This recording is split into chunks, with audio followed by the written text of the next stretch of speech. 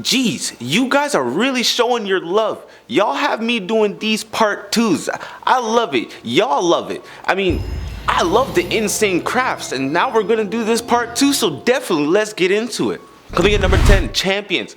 Champions is a mod that adds elite mobs on a different rarities with enhanced stats, extra abilities, and extra loots. These champions can be spawned for any hostile mob in the game. Many aspects of this mod can be configured with either the config file or the generated JSON files, allowing users to adjust the difficulty and diversity of this mod to suit their particular playstyle. Champion mobs are defined by their ranks. Every time a valid mob is spawned into the world, it's an assigned rank. Most mobs will be in common and exhibit no special characteristics. Some mobs will spawn as champions.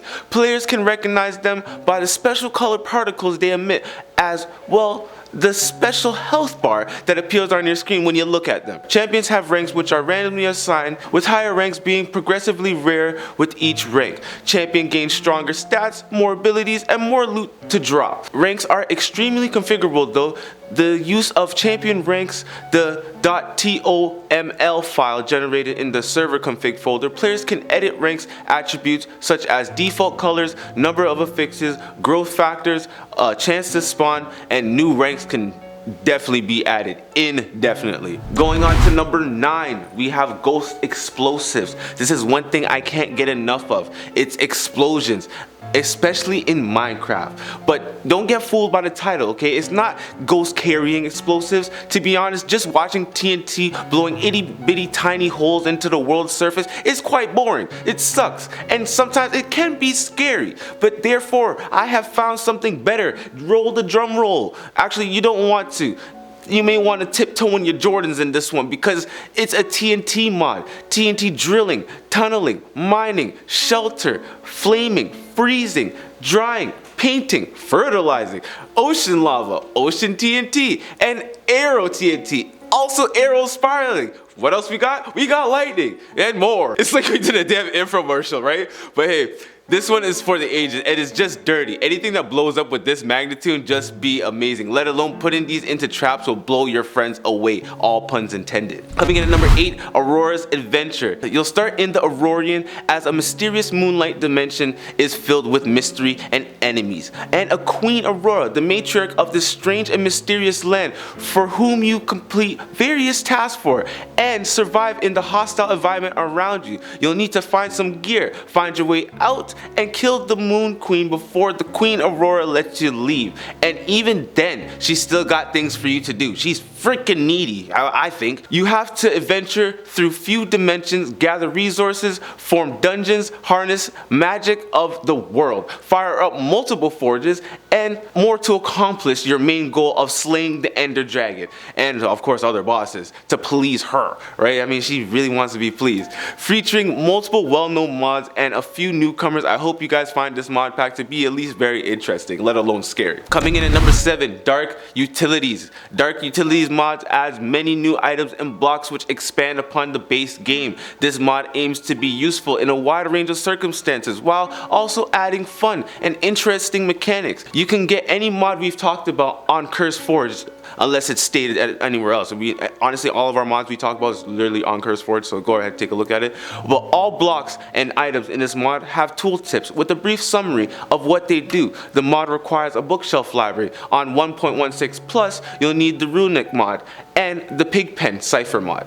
Big things to note here, vector plates. Vector plates are rotatable blocks that can push mobs and other entities around. Mobs can spawn on top of them, making a popular choice for moving mobs in mob farms. Mob filters. Mob filters are blocks that allow certain types of mobs to move through them. For example, the hostile mob filter will only allow hostile mobs to pass through the block. The sleep charm will passively ward off the effects of insomnia while it's in the inventory. This will prevent phantoms from spawning, which we all know is a living hell. Additionally, you will instantly fall asleep when entering beds, which is actually really nice. Redstone randomizer. The redstone randomizer is a redstone component that toggles on and off randomly and will emit a redstone signal. Player plate damage, that's pretty much the last one here. The player plate damage is a flat block that will cause player damage to any mob that steps on it. This is just a sample of the content added by this mod. You definitely must give it a try if you haven't already. Coming in at number 6, the fifth world. The fourth world is over and the fifth world will be populated by superhumans from the planet of where? Minecraft. The fifth world will eventually be expansive genetics mods that lets you obtain and create superpowers using abilities from Lootcraft Core and other mods, as well as some things that brings it to the table itself. At the moment, it contains a fairly simple DNA combination and power creation method. Essentially, you can use this to create custom superpowers, kind of like, Superman, you know what I'm saying? Custom superpowers while playing the game. To start with, you need to make some equipment. Make an injection gun, a microscope, a centrifuge, and a few vials. Once you've done that, take the vial in one hand, the injection gun in the other. Right click, this is on PC. This should attach the vial to the gun. Once you've got your blood, go ahead and right click the gun and take the vial out and insert the vial into the microscope. Once in the microscope, you can choose one of 3 genes to extract the blood sample. If you hover over them, they will tell you what they are, what type of quality gene they are. So just make sure to save them for a later occasion. Find your test subjects before testing it on yourself. Who will be our victims? Villagers, that's who. No animal testing here, okay? Anyway, you can go and continue on your way until you have the perfect gene and then extract the blood for yourself. Then shift plus left clicking with the empty injecting gun in hand. Note, if you mess up at any time, you can empty a vial by shift and right clicking. So there's 2 different types. There's left clicking and right clicking. Make sure you follow up with both of them. And like I said, if you need any help, go look on Curse Forge. All their mods are there. Coming in at number 5, midway through, Whirly Caves. Whirly Caves is a complete overhaul of the vanilla cave system that features massive continuous cave systems. The idea behind this mod was to create an underground cave network that feels completely fresh, with so many great mods that provide totally a new way to explore the overworld, biome options, and even new dimensions. It felt like the tired cave systems never really got attention that they deserve. Well, here, these caves, they changed the way how you explore underground. No more digging for hundreds of blocks with nothing to see. No more same basic cave tunnel, alright, you've seen 1,000 times. This huge branching rooms of Whirly Caves means there's always more to explore. The unexpected cave layout will keep you on your toes, as mobs can creep up from any direction. The long tunnels opening into vast caverns makes it for perfect caves to take an elytra cave diving. For mod pack makers and those who like to fine tune their experience, check this out. The config options that you can get in this game, it controls the caves even to other levels. Adjusting noise cutoff can shrink or expand the size of the cave system. Warp amplifier settings can control how much you distort the caves. Vertical compression can turn the caves from claustrophobic to that terrifying tall.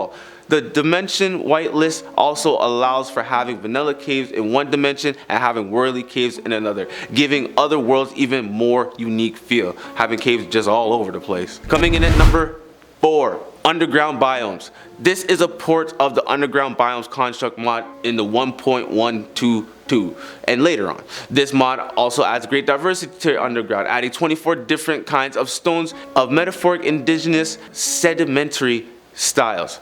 Ores and structures like villages from vanilla and other mods are also converted to the local stone variant during world generation. Those 24 variants are also declined in cobblestone, gravel, sand, sandstone, clay, monster eggs, overgrown stone, bricks, mossy bricks, and cobblestone, slabs, walls, stairs, and buttons. It's just like, it's just like an infomercial for real, right? This mod is inspired from the real world, adding even more diversity. Indigenous stones like granite are slightly hard to break. Ignite can be used as cheap coal. There is no sedimentary cobblestone. Fossils can be found while mining, etc. Many mods ores are already supported natively. A simple yet extensive configuration allows you to add new ores from other mods. Those simple JSON configuring disables specific blocks and variations, etc.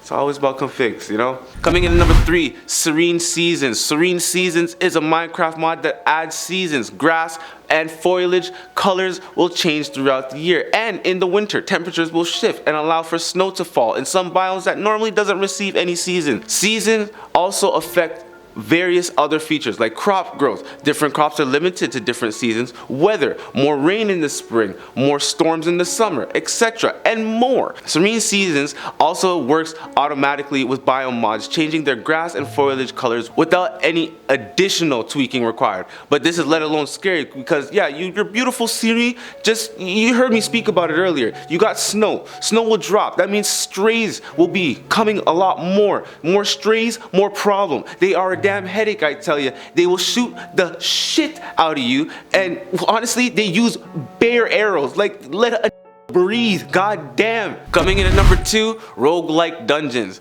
Roguelike dungeons generates large underground dungeon structures which have insanely generated layout and loot. And you know me, I like my loot. They can be recognized by their structures as they come in 2 parts, the above ground structure and the 5-floor dungeons. Dungeons can spawn by this mod are very large and contain a large number of spawners, which can make exploring these structures very difficult for players inexperienced in combat or players without much gear. This kind of sounds like me. It's recommended to bring torches into the dungeons to light them up, explored areas to prevent natural mobs into spawning due to darkness. Dungeons have 5 floors with spiral case on each floor leading down to the next one. The first 2 floors have a different appearance based on the biome it was spawned in. The 3rd and 4th floor are always the same across the dungeon, and the 5th floor, the last floor, is always nether themed. Yeah. We got through it, yeah? Now finally here, number 1, Mystic World. Mystic World is a content mod for 1.12, 1.144, and 1.152. Although the later 2 lag behind slightly in content, that provides the backbone for projects like Roots. With more to come, it adds many creatures as well as metal and gems, copper, silver, and amethyst currently, and other mechanics that provide interesting and unique alternatives. Owls, silkworm, deers come in 3 varieties, does, stags with antlers, and Rudolphs with their adorable red noses, right? They drop venison and ooh, yeah, that's some deer meat. Lava cats, uncommonly found in the nether, where they can be tamed and bred similarly to an ocelot. In lava form, they do fire damage, while exposing them to water will turn them into their obsidian form. Lava cats can take reduced magical damage, while obsidian cats take reduced physical damage. Both forms are immune to damage from their owner. Beetles are back and more compact. They're also suitable shoulder size. When slain, they have a chance to drop a carapace, which is pretty much like a beetle. Just think of it as just like a beetle egg, okay? Frogs are like chickens, and that they lay slime balls instead of eggs, okay? Fox are beasts of the forest, and when untamed, ravenous killers of rabbits and chickens. Okay, Ender minis are found uncommonly in the end, where they are neutral, non-attacking creature that, like their large cousins, right, they will still get enraged if you look at them too closely, as if we needed baby Endermen. Killing them will have a chance to drop unripe pearls, which can be used randomly to teleport or combine to form an ender pearl, and this had to be number 1. And there you have it, crafters. Part 2 to the insane in the membrane craft mods. Hope you guys are enjoying the list and hope you guys are enjoying the videos. Let us know down below what you'd like for us to see and do next. Don't forget to ring that bell so you can see that suggested video. You gotta champion those who champion you. Craftin' J, outie.